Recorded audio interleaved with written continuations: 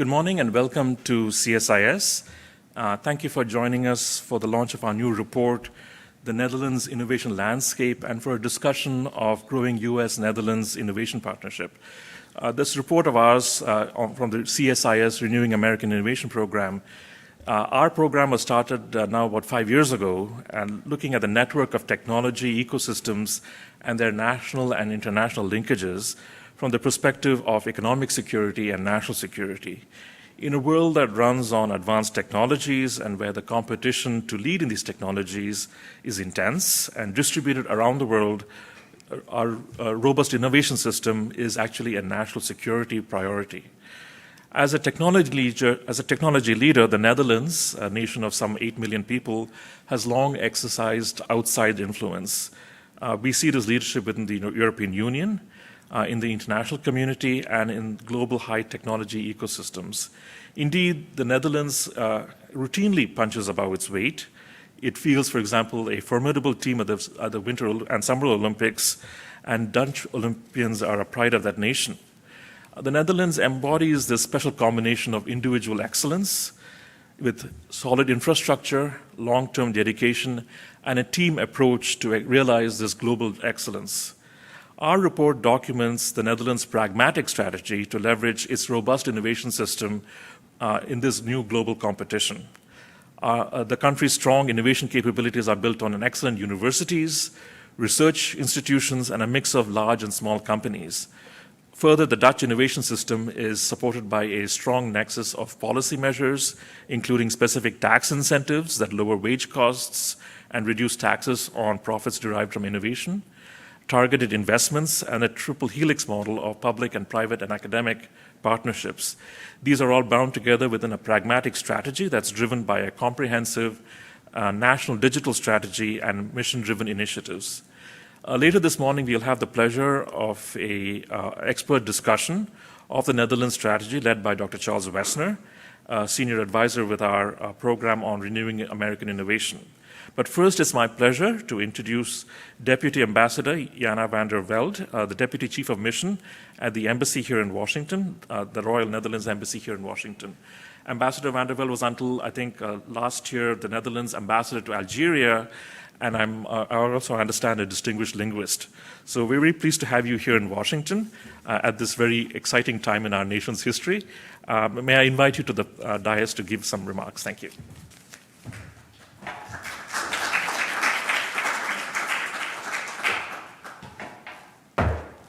Thank you, and good morning, everybody.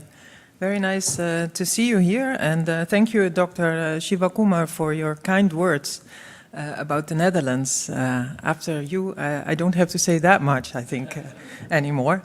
Thank you also to you, Dr. Wessner and Mr. Howell, for their in-depth analysis of the Netherlands innovation landscape in the report that you made and that I have read with great pleasure yesterday. It felt like you really painted an excellent picture of the Netherlands, and it made me proud of what I read in there. And I also saw that there is a lot of good starting points for increasing cooperation between the Netherlands and the United States in the domains that you mentioned. The Netherlands actually is barely larger than the state of Maryland, but at the same time we have a large economic and technological footprint, especially, and I think these domains are of interest for you today, semicon, quantum, biotech, and photonics. And the question is, and I think that's what you went to look for also, is how did we achieve this? And what I would like to underline is that we have a strong culture of collaboration between the government, business, and academia. This is also sometimes called the triple helix or the golden triangle, and I think it's something that we are traditionally we have strengthened this, and you mentioned that before I was ambassador to Algeria, and there I raised this often in the framework of our agricultural cooperation, for example, because in that domain the same combination has worked very well for us in the Netherlands.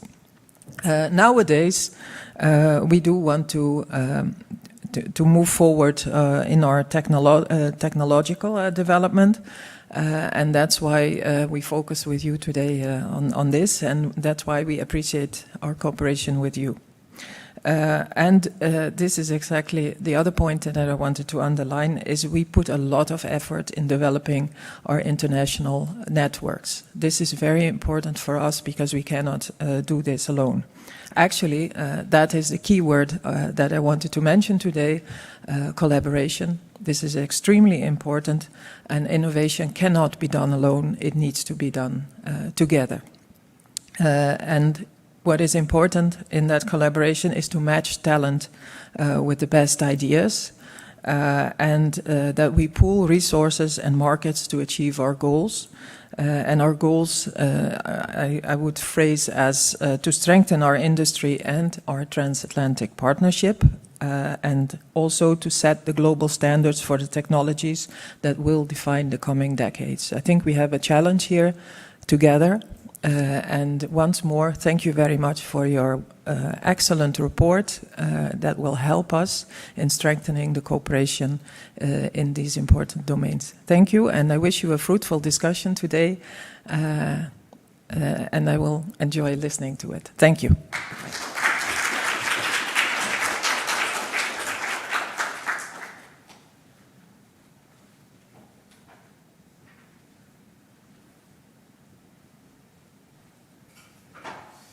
Can I invite Dr. Wessner and the panel to assemble? And I hope the folks online are also available. Thanks.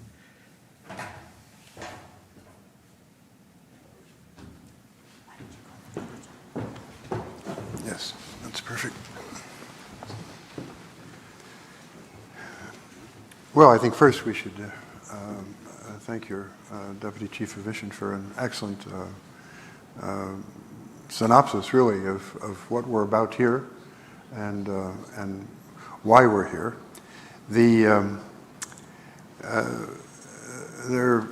I think what we'd like to talk about a little bit today are current developments, but also emerging opportunities and impediments. We'd like to have, if you'll forgive me, particularly for our Dutch colleagues, a serious conversation. We all know we're wonderful and everything is doing very, very well, n'est-ce pas? But at the same time, it's important that we do understand where there are opportunities and how we can expand and accelerate those, and also talk frankly about what are some of the challenges that we face. I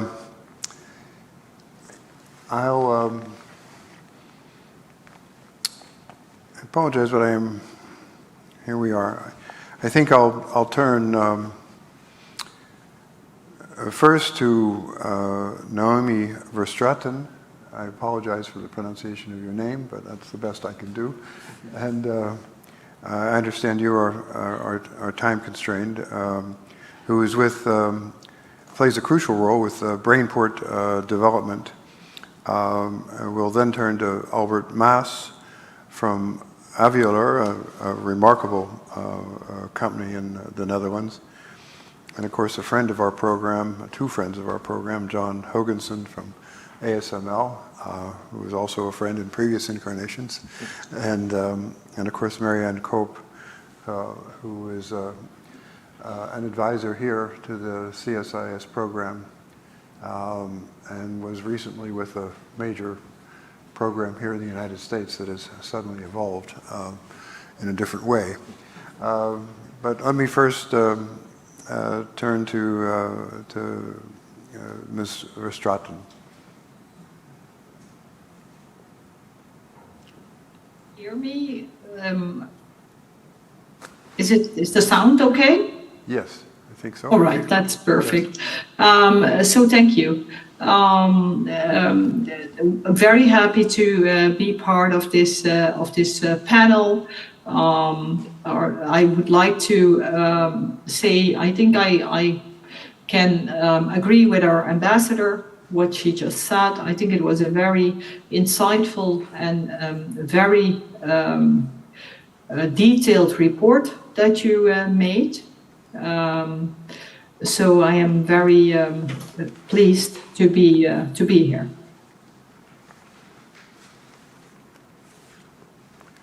So one of the questions that we'd like to address are, what do you think are the secrets to success of the cluster? And perhaps aligning with that, what do you see as some of the emerging needs? And just an administrative matter, Mr. Maus, are you time constrained as well, or do you have time to be with us? Okay. No, I'm not. I can stay for the whole session. Well, I should say any CEO is always time constrained, but nonetheless, we appreciate having it. So I'd like to perhaps go back and forth between our American colleagues and our Dutch colleagues. But Brainport is celebrated for its success. What do you think are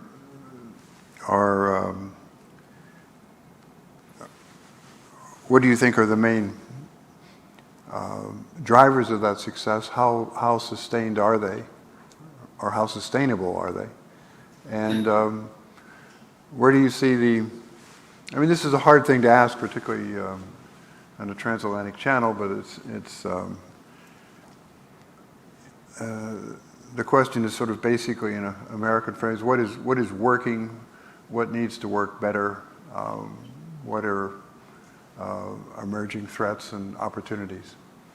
And we can do that in different parts if you'd prefer. But what you've had is a group of outside, with the exception of myself, of outside experts who have looked at this innovation system and found it to be absolutely remarkable, perhaps one of the very best in Europe. And so why is that? Why is a country that is certainly not the largest in Europe doing so well? So I think if I look at the success of Brainport, we are always very modest. So I was very excited to read what you wrote about that the combination of our strong historical foundation and the triple helix, as was mentioned already by the ambassador, but also our openness for international collaboration. So I was really very happy that you recognized that. But I think for me, it is the foundation that was laid down by Philips.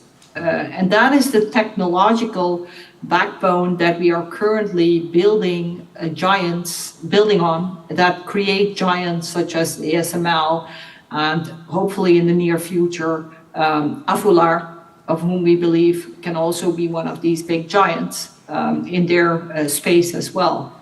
And another thing that I think which is really important is, and that has to do, it's not primarily something that is in this region, but it has to do with the fact that in the Netherlands we have a very low hierarchy. It's a cultural aspect. And I think this is also one of the reasons why we are extremely good in systems engineering. Because of that fact that the hierarchy is low and people are not afraid to talk to their superiors quite openly, which makes iterations for new innovations go faster. Apologies. And one of the other factors that plays a key role is that we work with a joint strategic economic development agenda. And we have been doing this ever since the 90s, actually. I need to take a sip of water. Apologies.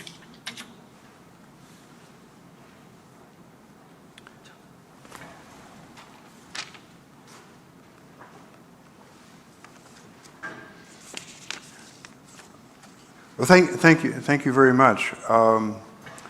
And let me also recover from an error on my part.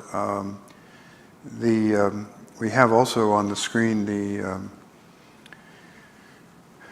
Astrid Bronsvik, who is the manager of innovation, the innovation directorate at the Ministry of Economic Affairs. Your colleague Luke has seen wisely that he should advise me that you're on the screen, with my apologies. But perhaps I could ask the same question to you. In fact, I might shift it a little bit. Given the assets that you already have and this incredibly positive development where you're in the top 10, if not the top 3 or 4 of the technological clusters in Europe, or I'm sorry, in the world. But how do you see the current policy environment? My understanding is that there's been some good news in that area lately, but there remain some challenges. Yes, well, thank you very much for all the nice words that you've mentioned right now, and yeah, the question really about the current developments. You know, so I'm in the public service, and we are headed, you know, by the politicians really, and they have been, well, you might have heard about all the issues that we have with our cabinet and the elections coming up. And I think, you know, from a positive side, we really need stability, also political stability. And this is really something that is lacking right now. So I think even in that respect, what has happened in Eindhoven with the Brainport is, well, a very positive development, even though the political climate hasn't always been that positive. Having said that, I think what has happened with ASML in the big program, and we have launched the Beethoven program, I think we are doing well in that respect. But I'm a little bit hesitant to say something about the near future, because we don't know. We have elections, we have, I mean, I think what happens is that in many of the election programs, we see that there's, among most political parties, the idea that the government needs to sort of stimulate innovation and make choices. And I think we just have to wait and see what really comes out of that, because there are a few other crises. I mean, this is what's now being the way we frame things these days, or at least the politicians do. So I really, really hope that they will have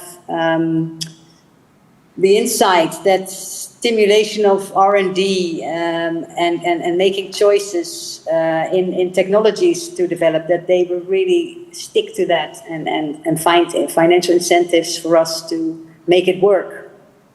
Well, you know, you raise a very important point there. I think from an analytical point of view, one of the things that we have found is the importance of continuity in investment, which I think some of our colleagues will talk about.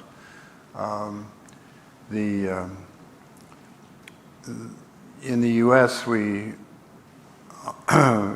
some of the states suffer from every time the governor changes, he tries to drop the programs that were put in by his predecessor. In fact, some people even talk about this at the national level, although I would know nothing about that, of course. But that cutting those programs, whatever their performance level, is extremely disruptive. And I think, on balance, your continuity has been a source of your success in New York. The ability of Republican governors and Democratic governors to continue the investments in the Albany Nano Complex and in attracting semiconductor companies. And also an implicit lesson from what we were writing about is to invest not just on a regular basis, but at scale. I was talking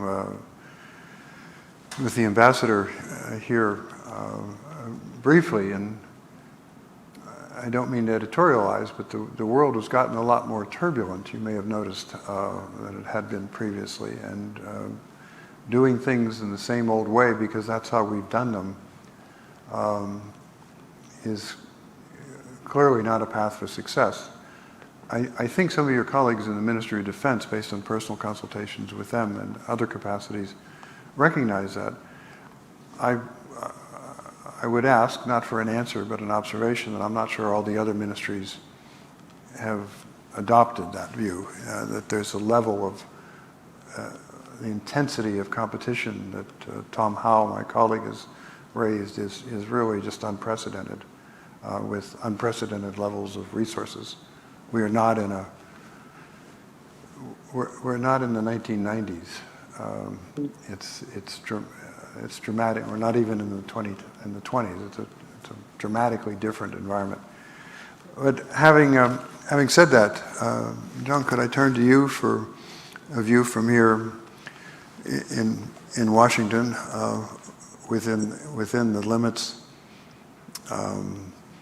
of what anyone is allowed to say these days? Sure. Well, first of all, thanks for having me today.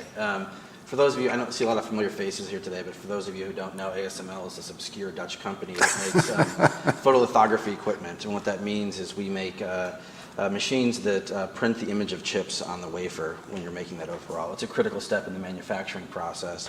We're the only company in the world that produces EUV, which is the most advanced lithography technology. It enables the AI chips that NVIDIA, AMD, and others are making, right? So the most advanced semiconductors are made on our machines. In many ways, we're a success story out of this ecosystem in the Netherlands.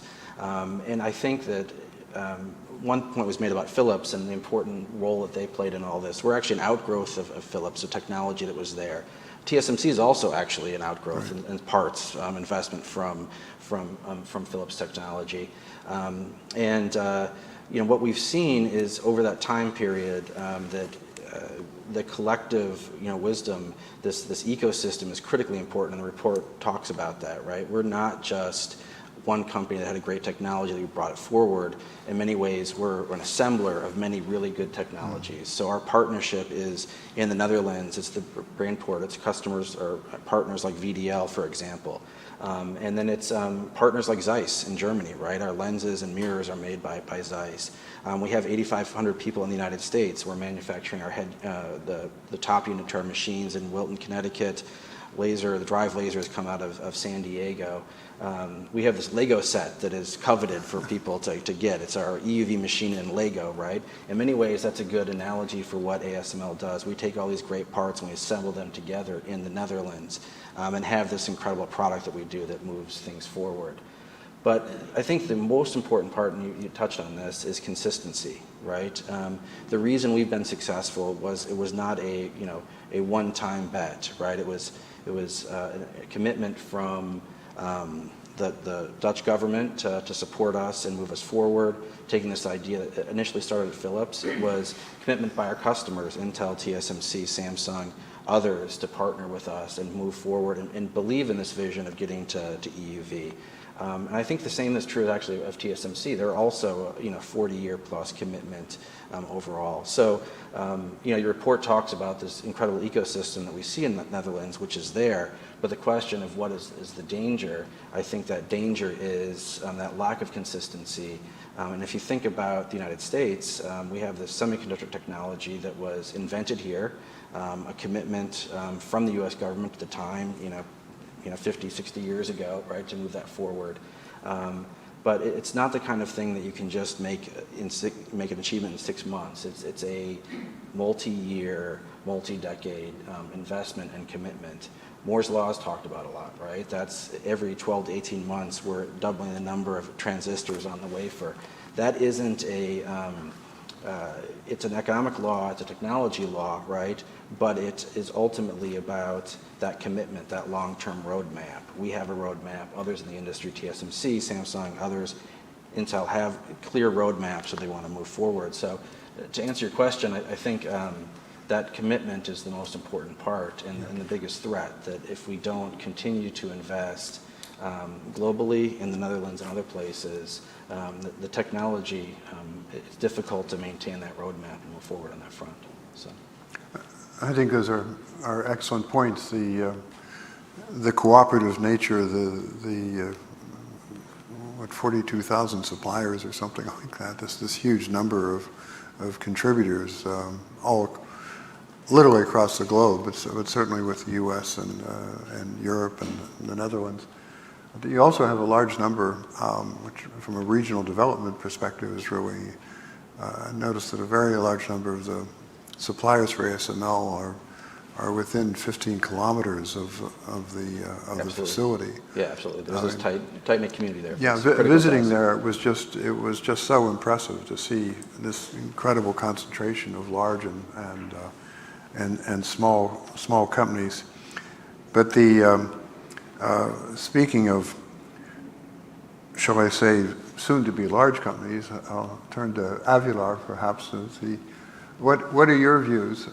You have the virtue of being in the private sector, and at least in principle can say the advantages of companies and why we like to work with people like John is they can speak clearly about what's important and what's emerging. But we'd be interested in your views on what has helped your company and what are the challenges that you're facing now in your ecosystem.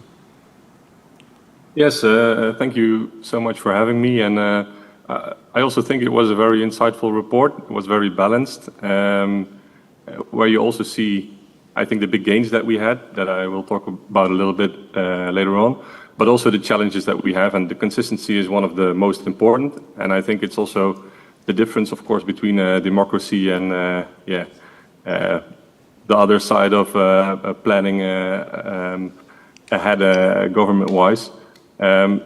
So it's good to see that we have this national technology strategy, for example, but the consistency needs to stay, right, in order to be able to develop.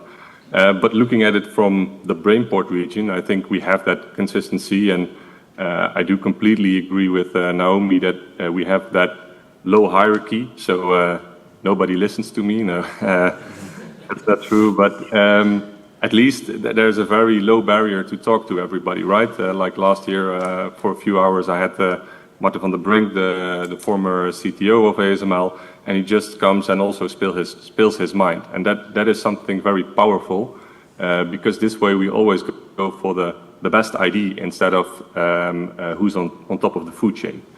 So that helps a lot. And on top of that, of course, the whole Philips vibe, the ecosystem. ASML is from Philips, Brainport is from Philips, NXP is from Philips. Sometimes I'm actually also a little bit sad because we've kind of lost a giant. Okay, Philips is still there, but it is in a different place right now. And I truly believe that the NOT Lab, the physical study center that they had, almost, I think, 2,000 people worked there, and they had a free right to think of anything they wanted to make. And I think that is something very powerful to kind of increase innovation and accelerate that. And what I'm really trying to do, or what I would like to do, is also to get that little bit back in Europe and the Netherlands. And I think Silicon Valley really showed how it can be done in that way. And now China is also showing how it can be done with very high-speed manufacturing, innovation, etc. And I think we can learn a lot from that, and especially combining forces, but also culture would work and benefit for Europe and America. Because I believe we have very good minds, very good culture in terms of what we just said about the hierarchy. But for example, America is much better in the marketing and sales game and getting their stuff across or over the counter, let's say. So I believe there's very high potential for good collaboration. Are there lessons from the U.S. model that, particularly if I recall correctly, we talked about financing and difference in early stage financing.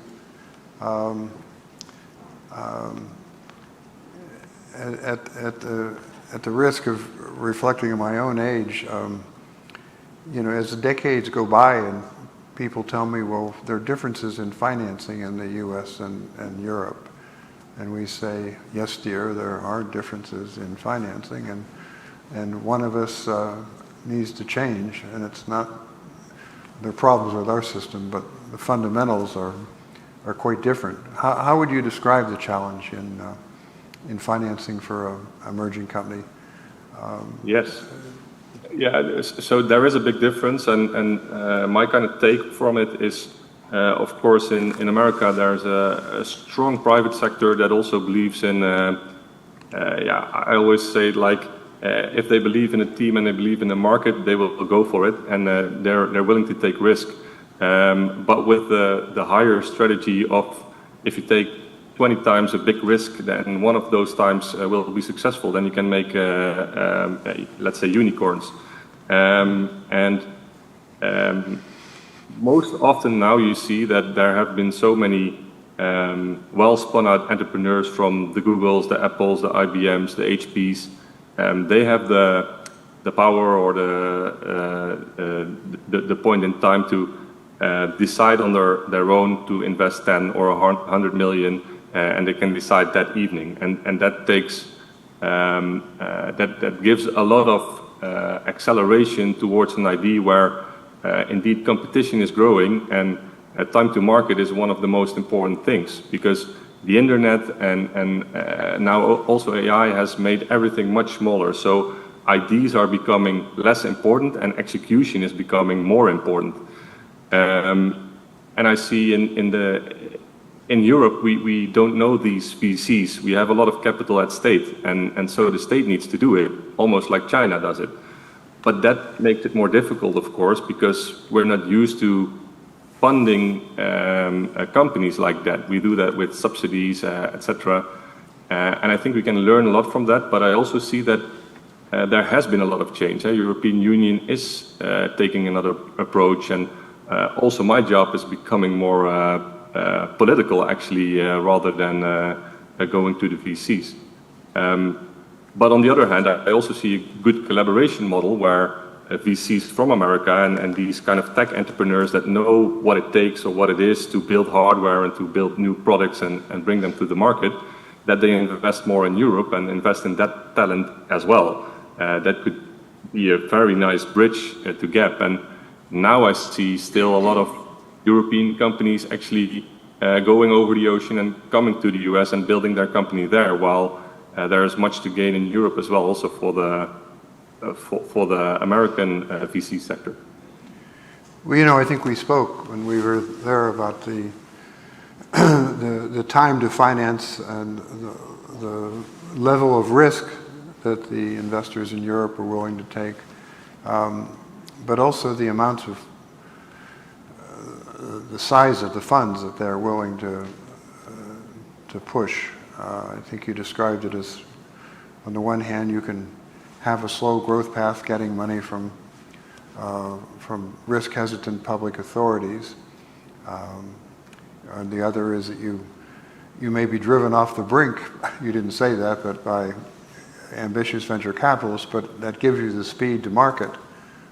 So it's speed in development, speed to finance, speed to market. And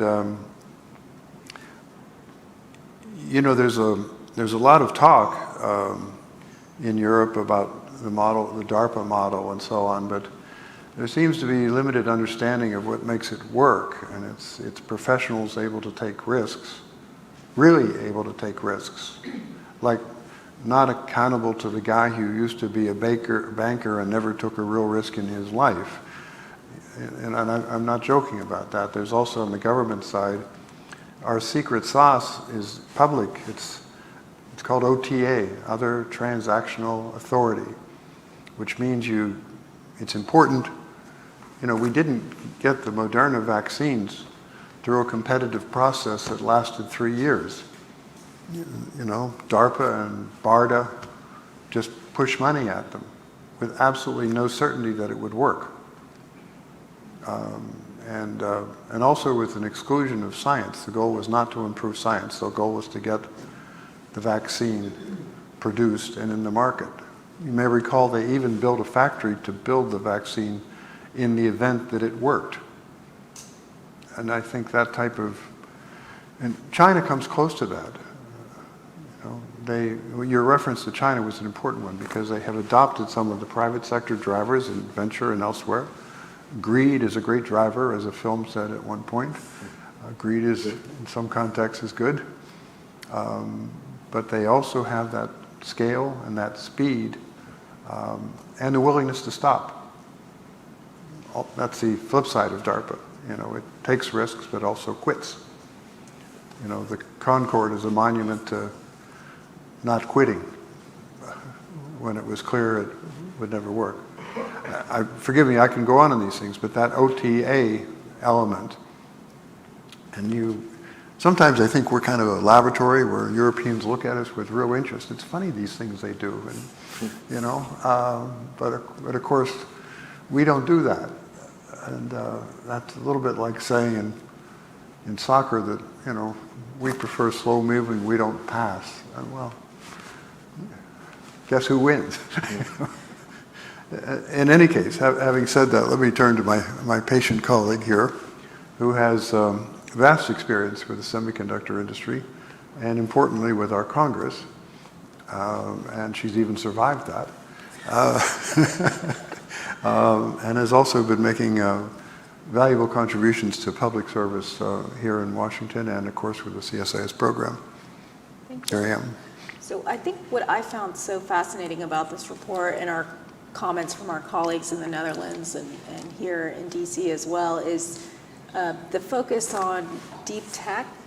And that is a concept that I think the Netherlands, in terms of its public policy arenas, has really excelled at.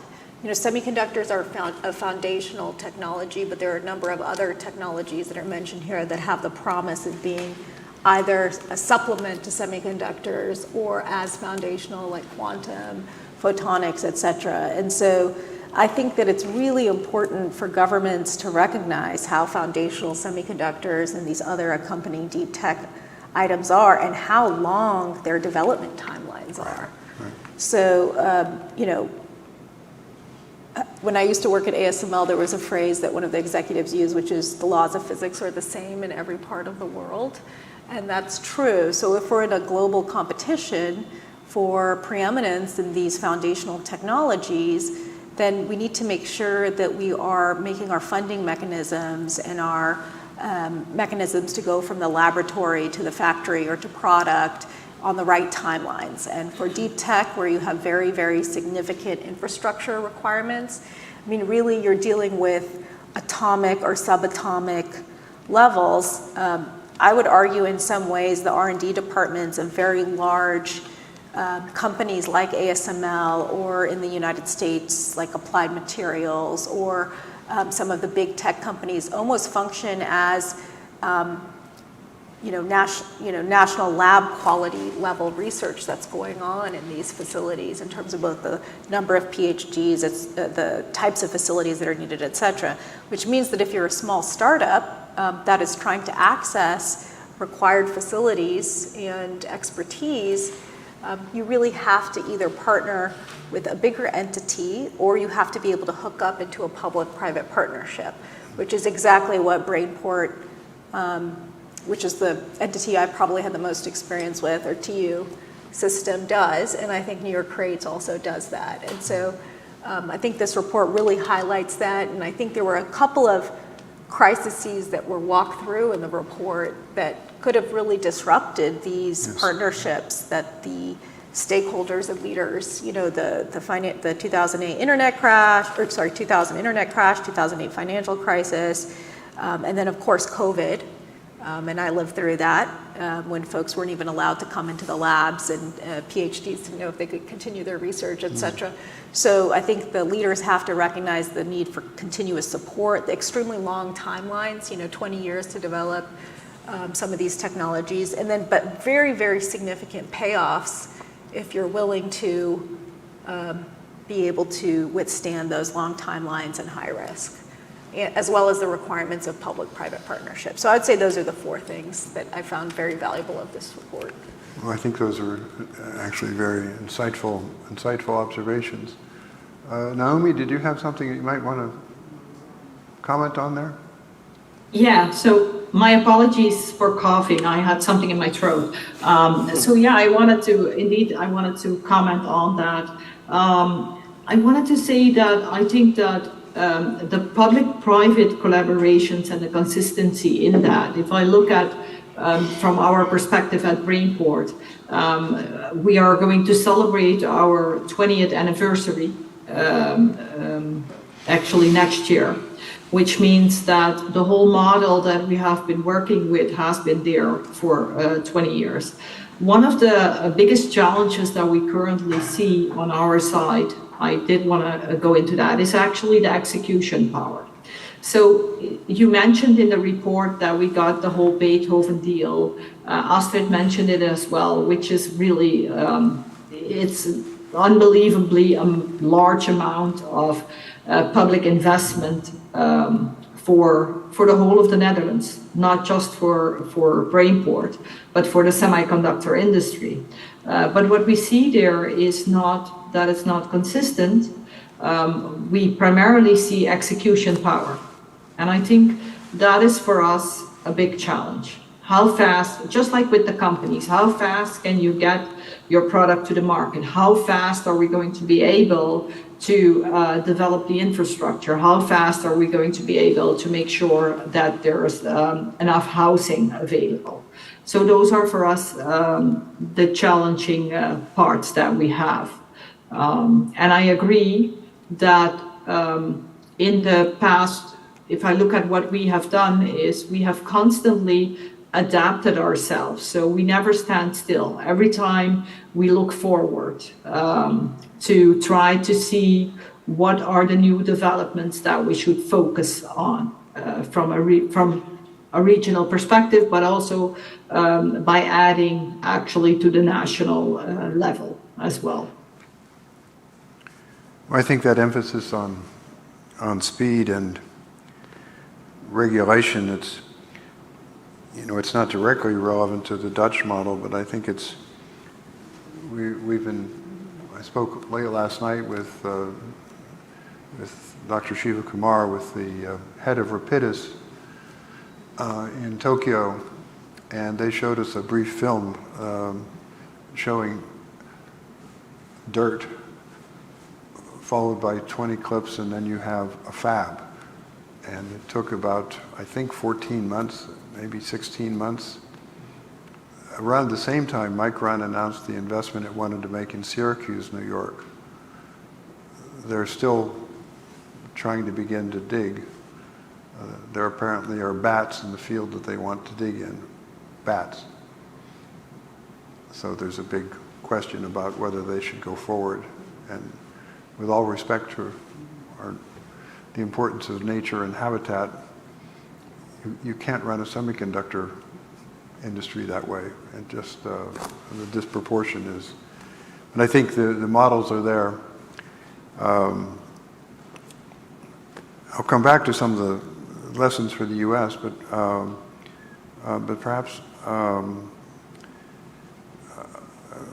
perhaps Astrid Brunswick would like to add something again.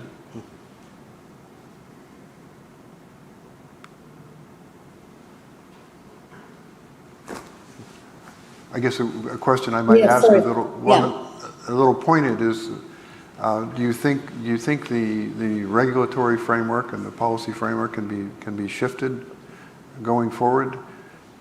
Some of these new governments, including our own, are impatient with the regulatory overhang, and that may be a good thing if we can find constructive changes. Could that apply in the Netherlands? Well, I think that's absolutely something that is what we are there for, because it's always the question, what can a government do? And I hear you can provide funds, but I think you have venture capitalists for that, or banks.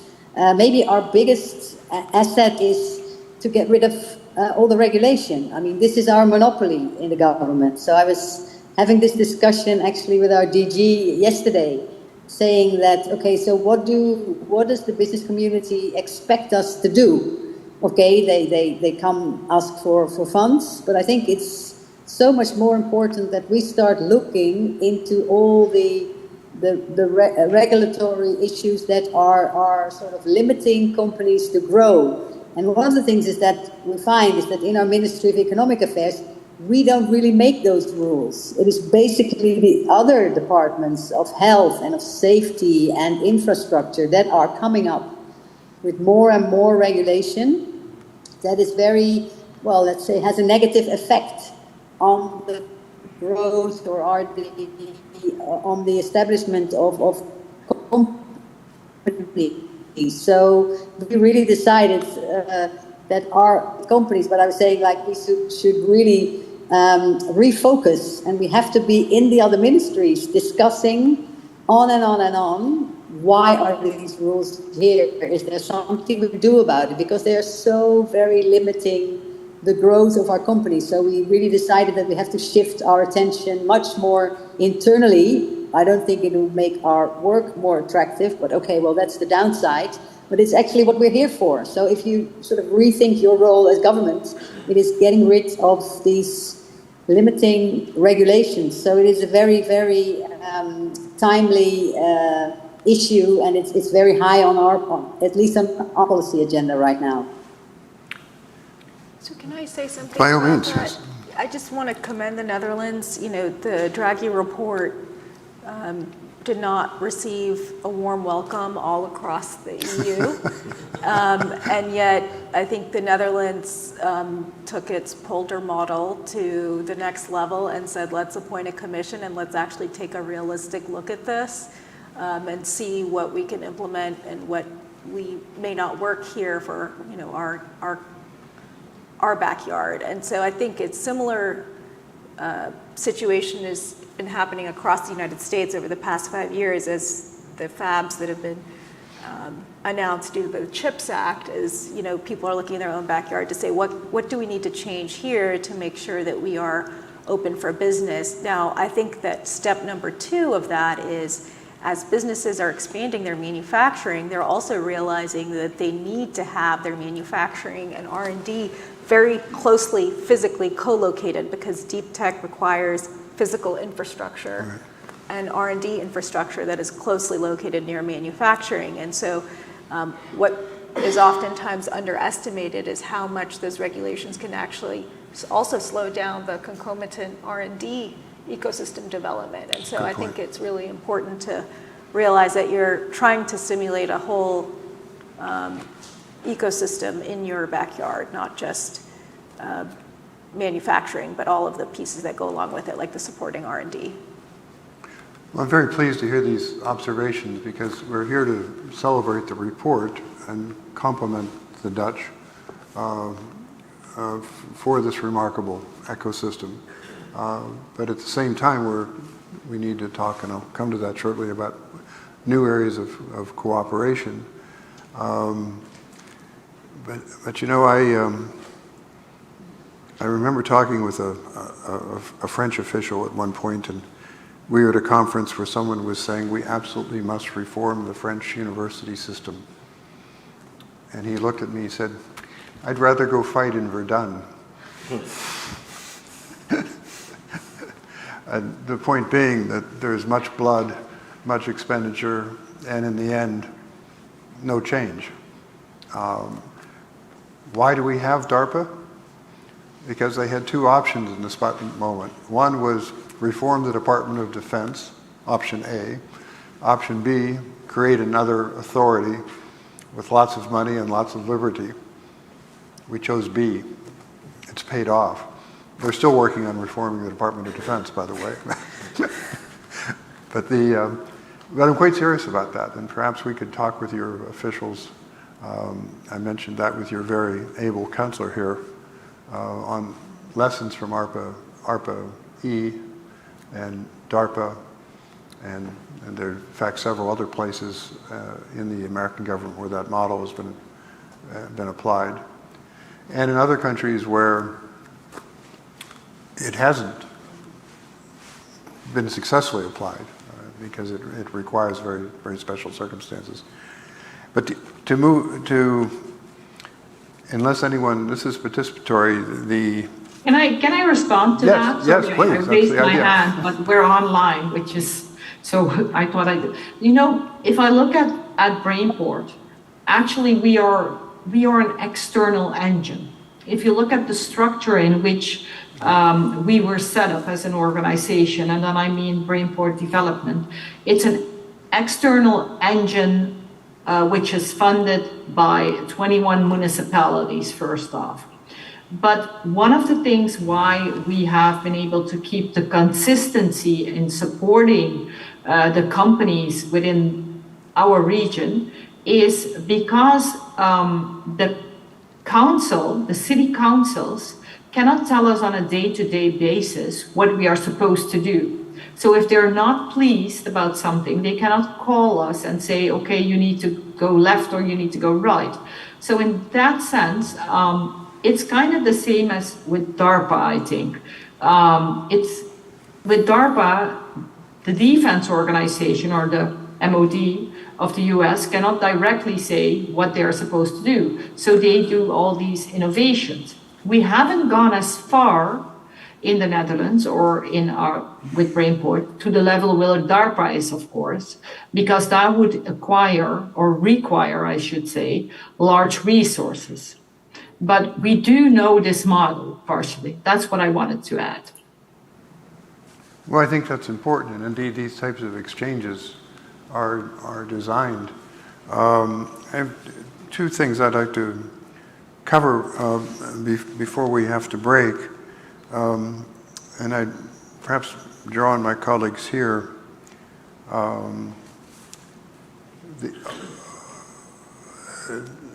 One of the lessons that I hear, or some of the lessons that I hear coming out, are the lessons for the U.S., and I think you alluded to this, Mariam, are the build-out of infrastructure facilities, the consensus that this needs to be done, the convening of key partners in public-private partnerships,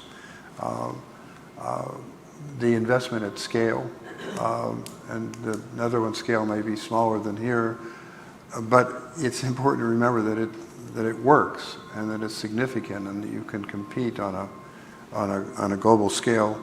And also your point about patience, which I think is not an American virtue in many cases, to keep working at something. And to work at it, I think where you separate from some of your European colleagues is you're patient but critical. And that is that if it's not achieving the milestones you want, then you reassess. Our colleague from the business world is looking skeptical here. Would you like to comment there? Could I entice you to do so?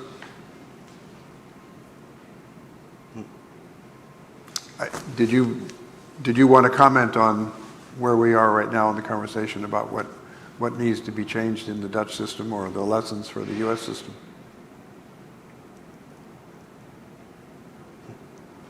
I don't think so, Chuck. No, okay. I'm not sure he's hearing me.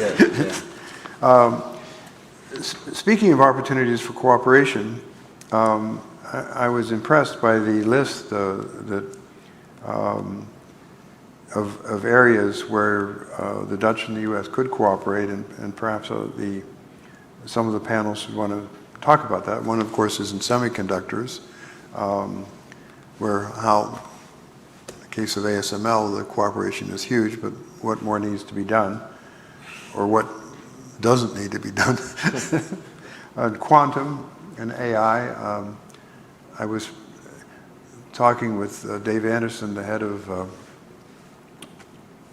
the New York Creates in Albany, and he mentioned that he was pleased to see that Washington was beginning to understand that semiconductors, AI, and quantum are actually not distinct pillars, but are all linked both by enabling foundational technologies, but also in applications. And I think that is beginning to get wider acceptance, and of course sadly the growing importance of cyber applications to protect ourselves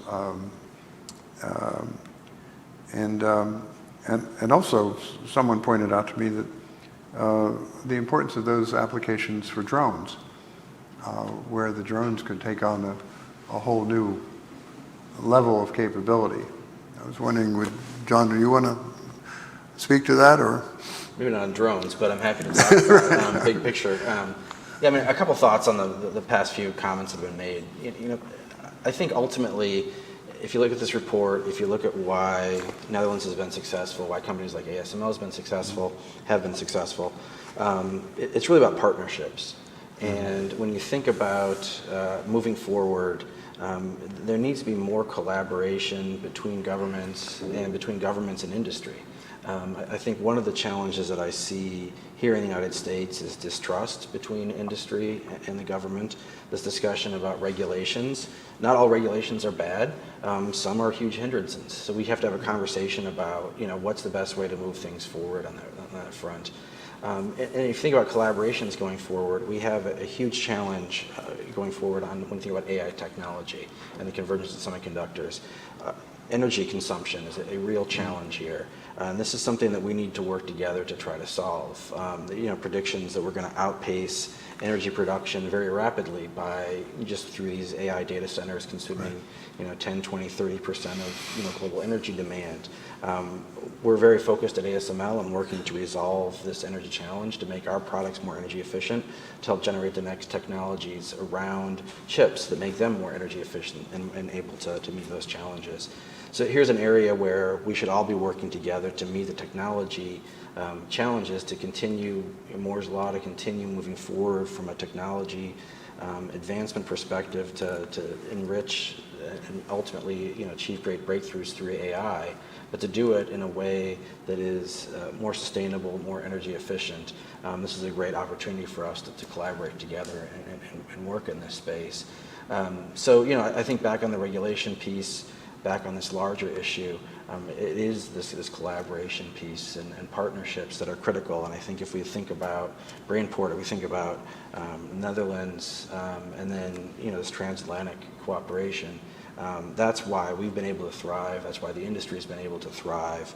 And if we lose that partnership, ultimately, it's going to be a challenge for all of us. Well, we all would lose if we lose that partnership. There's So John, can I also please. add to that, because I think John's hitting on a really important theme, which is I think there are things that the U.S. is very good at that our culture here in America excels at, and in particular, I think was highlighted by one of our colleagues who's coming in remotely, which is the venture capital space. Mm-hmm. And I don't think that Europe has as mature or robust of a venture capital space, and I think in general, VC funds used to focus on hardware and you know, what this report refers to as deep tech a lot more. And as VC funding has taken off, their investments in particularly semiconductors has really flatlined. But it still remains much more robust, and because of the tailwinds of this interest in AI and data centers, there's real opportunity to collaborate on funding many of these important startups. Now, I do think that there is a knee-jerk reaction to say, okay, you know, if this was worked on here in the Netherlands, then the VC funding should just come from the Netherlands, or if it's worked on in the United States, the VC funding should just come from the United States. But I think that's actually not how we can end up with the fastest and most efficient way of doing this. I mean, if you want to go far, then you need to have partners, right? And so I really think this is an area that's ripe for collaboration between the United States and the Netherlands, particularly in the semiconductor space. And I think a lot could be learned from both sides about not just technology expertise, but also what's the right way to structure VC funding so that you can have a robust semiconductor technology pipeline, quantum pipeline, et cetera. Mr. Maas might be able to speak to that. One of the potential solutions that would be worthy of a roundtable is what type of incentives can we give to the venture community in the Netherlands to encourage greater investment. Yep.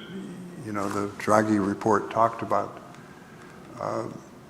We have problems, in quotes, with concentration of wealth, and we treat venture capitalists very advantageously. And surprise, surprise, we have lots of venture capitalists who make lots of investments. And as you have to remind our European friends, sometimes they make a lot of money, but that's about 3 to 5% of the time. The first third often simply lose the money outright. So when you've got a favorable tax environment, it's important to remember that it's a tough environment anyhow. And the question is there receptivity in the government for that? And your transatlantic point, I think, is there ought to be more ways to have funding or encouragements in deals, perhaps, to have funding by U.S. ventures where they can retain much of the company within the Netherlands. I think more imagination is needed there. Mr. Maas, do you think, what's your view? Yeah. So the way I always see it, and I believe that is a very strong point in America, and it is because of, I think, the young tech entrepreneurs or whatever, they see much more in human capital. So they are also willing to give, let's say, bigger valuations in order to keep the stake high for the founders and everybody that needs to be running 120 hours a week, right? And earlier on in the conversation, I also heard banks or VCs should fund in Europe, but there simply aren't VCs like there are in America, like Khosla or Google Ventures or whatever. And banks are regulatorily handcuffed, so they can't do any big tech or any new kind of deep tech, let's say. So I believe there's a very strong possibility or a way to accelerate European tech and keep it in Europe with VC from America, and thereby also creating new tech entrepreneurs that can also grow in Europe. And the challenge there right now is, the way at least I hear it, legal-wise, a lot of VCs want these companies to be in America because we have way different law than in Europe. So usually they don't want to invest into European companies and leave them in Europe, but rather have them in America. So there could be collaboration, of course, to see how we can ease that kind of difference in law, which is also very difficult, of course, I can imagine. But I believe there is some of the crux in order to collaborate more in that kind of field. I think those are very interesting observations. In fact, it's what you were just suggesting there, I think might deserve more discussion, and perhaps we could even bring together some representatives from the U.S. Venture industry, but also from corporate venture.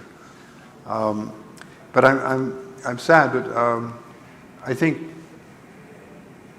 some of the main points we should just retain from this is that CSIS was interested in examining the Dutch innovation ecosystem because it's a spectacular system. It stands out in Europe, it stands out in the world. And the cooperative spirit, the consensus to continue to do things, which we very much hope you can maintain, your ability to invest, a small observation that you probably need to invest more if you're going to stay in these races, but also finding a way to make more flexible investments, perhaps in more partnerships with other sources of capital. I think the key thing, as someone who's worked with Europeans for a number of decades now, is not to explain with great care why it can't be done, but to find a way to do it.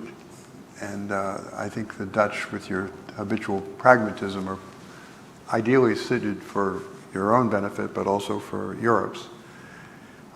In closing, in addition to thanking Dr. Shiva Kumar for his leadership in bringing the team to Europe and to bringing this group together. And I'd like to thank our colleague Luke, who has gone well above and beyond the normal functioning of an economics representative here in Washington. And a compliment to him, but also to the Dutch civil service. He's not the first time the Dutch economic counselor has stood out as an exceptional contributor to the transatlantic dialogue, and we'd like to thank him for that.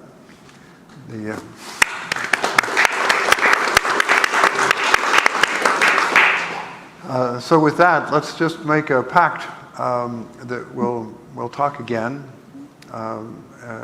You're welcome when you come here.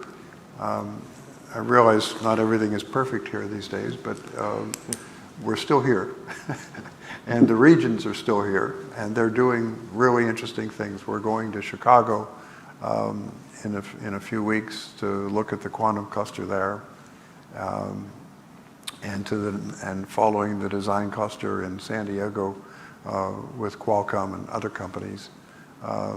There's much to do. There's much to learn from each other. I mean, one of the things I learned at the OECD is that there really are lessons from different policy. But the key thing is to get not dedicated foreign service officers who don't necessarily know anything about it, but the people who are actually involved in the fray and who are trying to execute, and perhaps buy you some space for more innovation in your innovation policies. So thank you very much to our European friends for being with us, and we're very grateful for your insights, and look forward to seeing you here or there in the not too distant future. Thanks. Thank you. Thank you.